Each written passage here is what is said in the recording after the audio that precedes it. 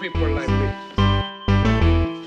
You need people like me so you can point your fingers and say, that's the bad guy. That's the bad guy. That's the bad guy. That's the bad guy. That's the bad guy.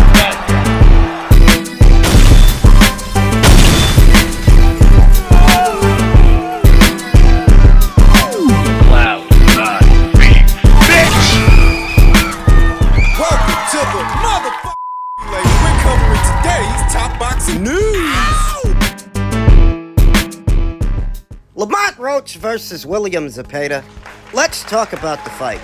My prediction video, I talked about how the persistence and the volume of William Zepeda would be too much for Lamont Roach to think he can win, just countering periodically, countering in between. Because the problem with William, you're probably thinking to yourself that William Zepeda opens up so much you can counter him in between. You'll have plenty of countering opportunities to catch him in between his punches, but the problem is, for every one punch you land, he's gonna throw about 3 or 4 or 5. Lamont Roach, not being a power puncher, not being a knockout merchant, even if you do land, I was not convinced it would be enough to discourage William and keep him off of him, and it wasn't. The opening round could have been a swing round where Lamont Roach got off to a decent start, but William sort of took it over towards the end. Maybe you could have gave that round to Lamont, but afterwards, it was all William Zepeda.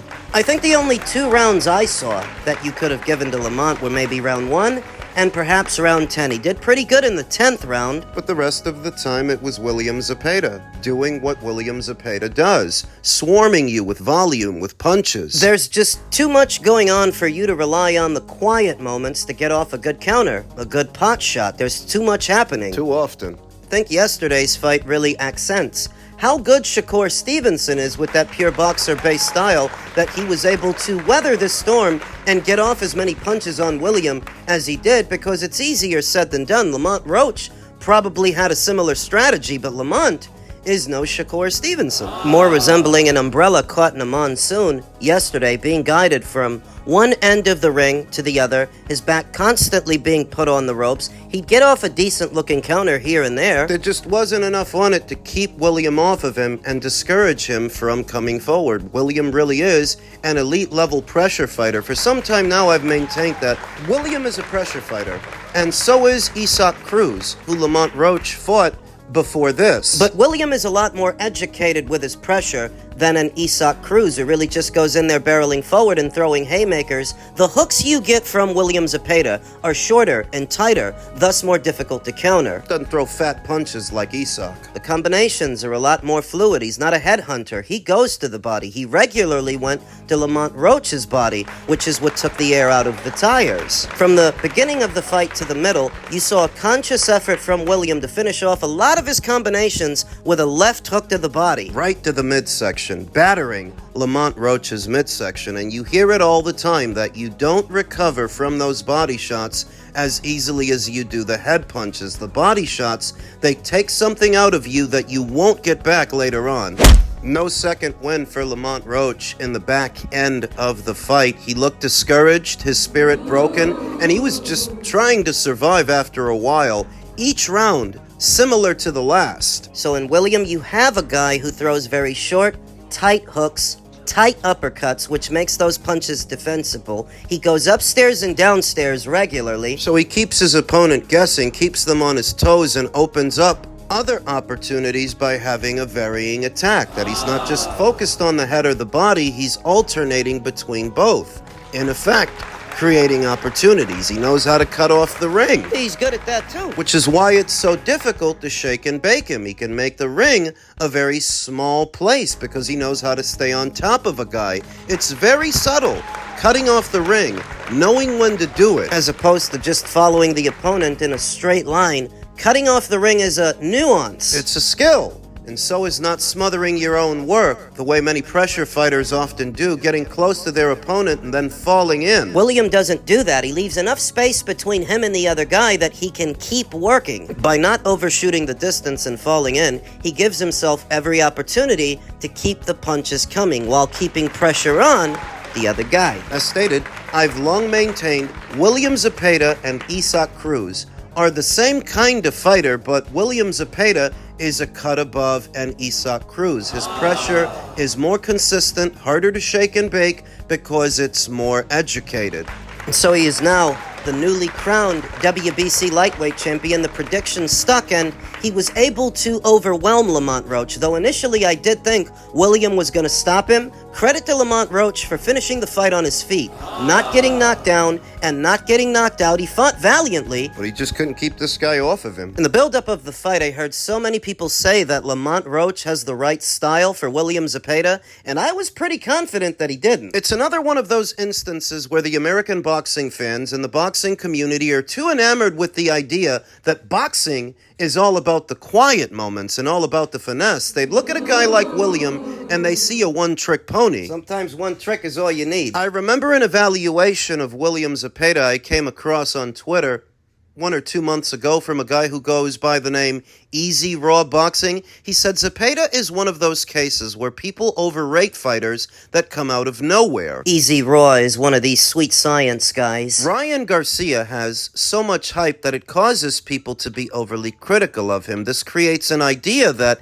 him and William are on a similar level. I think Ryan is levels above Zepeda on physical ability alone. I think this is another bad boxing take from a guy who by now should be used to giving a lot of bad boxing takes. The way this guy evaluates fights and fighters. You could see what he's obsessed with. I want to say that over the last 2 decades of boxing, 20 or 25 years or so, Americans more than anybody have become obsessed with the idea that boxing is all about the finesse and all about the quiet moments, when that's really just one aspect of the game. And if you know the sport's history, you'll know that most of its history is brutal. But in the last 20 or 25 years, there was a lot of emphasis on the finesse instead of the ferocity, largely in part due to Floyd Mayweather being the best fighter of that era. That era specifically, where most eras of boxing, it's the brutality that stands out. You get Floyd Mayweather in a time machine, and you drop him in there with a Sugar Ray Leonard, a Tommy Hearns, or a Marvin Hagler. They chew him up and spit him out, a Roberto Duran chews him up and spits him out. Brutal fighters that come from a more brutal era of boxing. But that's why Americans are so obsessed with the finesse of boxing. The quiet moments. These are these douchebags that always want to be different. Oh, you watch boxing for the feints and the footwork. Douchebags. Science of it. Near as I can tell, you've convinced yourself that one particular style trumps all. Mayweather's style. You've bought into the TBE propaganda. We could sit here for hours talking about why Floyd was so effective in the era that he was in. But the point is, that's why Americans, more than anybody else, have become obsessed with this idea that boxing is supposed to be a ballet. They've no regard for the brutality of it, so that when they see a guy like William, his finer qualities are often lost on them. That a guy with that much cardio and that much volume, he's gonna be a handful. Because he doesn't fit a certain mold, they think he's simple. They think beating him is easy. Tell Lamont Roach that shit. They saw how Shakur Stevenson handled that guy, and maybe Shakur made it look easy, but everybody ain't Shakur. I picked Shakur Stevenson to beat William Zepeda, and I picked William Zepeda to beat Lamont Roach. So here we are, with a newly crowned WBC lightweight champion. Congratulations to him. WBO lightweight champion Abdullah Mason was in attendance yesterday for the festivities, and conversation is now shifted to a potential unification match between them, between the WBO champion and the newly minted WBC champion. What do I think about that fight? It is something that DAZN might push for because they're actively looking for fights to spruce up their ultimate tier. They need to justify charging people so much fucking money. So a unification match between these two champions is a fight they might look to make for the end of the year, or maybe sometime in the next one. What do I think about Abdullah Mason's chances against William Zepeda? Oof. He wouldn't be in unfamiliar territory with William. The aesthetic of Mason versus Zepeda would be the same aesthetic we already saw in Mason versus Noakes. Sam Noakes. Who you could liken to being a British version of William Zepeda. Maybe not quite on the same level as William with his pressure, but very close, very similar. Abdullah Mason, he's got a bit more height and a bit more length than Lamont Roach did this past weekend. He's got more pop on his punches too, so he can do more damage. I don't get the impression that William can just have his way with Abdullah the way he just had his way with Lamont Roach. It's a harder fight for him. It's a hard fight for the both of them, really. William Zepeda is a handful, win or lose, but I do lean a little bit towards Abdullah Mason to be able to handle this assignment at least better than Lamont Roach. Something to think about. The powers that be might be keeping that fight in their back pocket. We might see it towards the end of the year or at some point in the next one. All right, champion, what did you think of your performance today? I did okay. I think I did just enough to win. I thought I could have done a lot better. But yeah, man, this is boxing. He was a good fighter. He's been in there with a lot of good fighters. So just one of those fights. You mentioned that this is your last fight at 135. Is that your immediate plan, or are you going to think about it first? Yeah, I'm gonna talk about it with the team, but yeah, man, it's tough to make weight. I'm feeling it in my performances, so it's definitely something to discuss with my team, and hopefully we'll move it up. Once at 140, who would you like to face? And any of the champions, I'm willing to face and willing to challenge and feel a lot better. And lastly, a message to all of your fans from Fontana, Southern California, that came out to see you. Yeah, thanks for the support. It's huge, man. I love having my city behind my back and supporting me, and it feels great to have that support system and keep following. And I'm gonna continue to do good things. Raymond turned in a pretty good performance yesterday. Nothing to shout from the rooftops about, but just enough to get the job done and be the more effective fighter in the fight opposite the ring amateur standout, Robson Conceicao, who every time you turn around, the guy's getting a title shot. Every fucking time. I don't even know who he fought to get this one. Raymond Muratalla looked the bigger, stronger fighter of the two. There was more steam on his punches. Robson would periodically get him with a couple of decent right-hand counters. That's what gave Raymond that shiner on his left eye. So most of the time, it was Raymond Muratalla backing the guy up, backing the guy off, landing hard punches. Even though he's struggling to make the weight, and he admitted that, he still looked to be the stronger fighter of the two with more zip. He's talking about moving up to 140 pounds. The thing is, he's been talking about doing that for at least 2 or 3 fights now. What could keep him at 135? A unification, perhaps? Big bag. The thing about Raymond is he's IBF champion, and we all know the IBF has a rehydration cap for all of their fights. Save the unification matches, it's the only time they waive that cap. So theoretically, if Raymond could land a fight with a champion at the weight, that might keep him there. Do I think he's going to? No, I don't. It's hard to gauge how well Raymond will or won't do at 140 pounds. It's a deep division. There are some strong punchers there. Maybe he'll feel refreshed. Maybe he'll be energized there. Maybe he won't be able to stay in character. I don't know. But if he drops the red and gold title and leaves the division, the guy most in line to challenge for it is Russia's own Artur Subkankulov. Fuck. Ranked right behind him is Andy Cruz, who's back in the winner's bracket after knocking out Montoya. There's been talk about Andy potentially moving down to 130 because he's really not that big a guy, not for lightweight. But I figure that a world title opportunity might be enough to keep Andy there at 135. If the IBF title all of a sudden becomes vacant and available for him to fight for, He might stay. they're also saying that he's a network and promotional free agent, free to field offers from any interested promoter, any interested party. Something to consider. Andy Cruz may yet get his shot at the big time after all. As far as Raymond, he didn't look too bad yesterday. Didn't look too shabby. Was never in trouble. Didn't see him get hurt. Aside from the shiner under his left eye, he did mostly all right. There's no question who won the fight. Not controversial. And congratulations to him for making a successful defense of the red and gold title. Men's Cruiserweight news. A rumor that's been doing the rounds this past weekend. A potential Cruiserweight showdown could see Ring Magazine champion Jai Opetaia face the number 4 ranked contender Cieslak of Poland.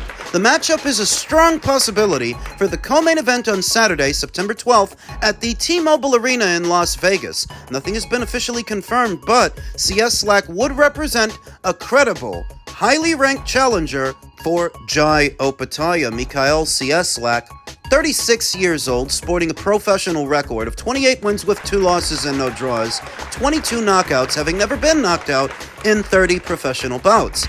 An experienced vet who's been in there with some experienced vets. Last in action in June of the previous year, knocking out former champion Jean Pascal, who got it in his head that he should campaign as a cruiserweight. In the later stages of his career, needless to say that was a bad idea, Mikhail stopped him in the 4th round of a contest scheduled for 12. In doing so, became the WBC's interim champion in the Cruiserweight division, and he's been waiting for his shot at the big time ever since. Making it all the more ridiculous that the World Boxing Council would order Noel Mikhailian to fight David Benavidez, a champion with 2 different organizations, when they've got an interim champion sitting right there who's been waiting for his shot for over a year now. Further accenting what I always tell you about the interim title, it's a useless trinket the WBC uses to keep guys busy. Because it may or may not get you a shot at the full title. Sometimes it will, sometimes it won't. Sometimes it may be good, sometimes it may be shit. And you sort of see what the play is here.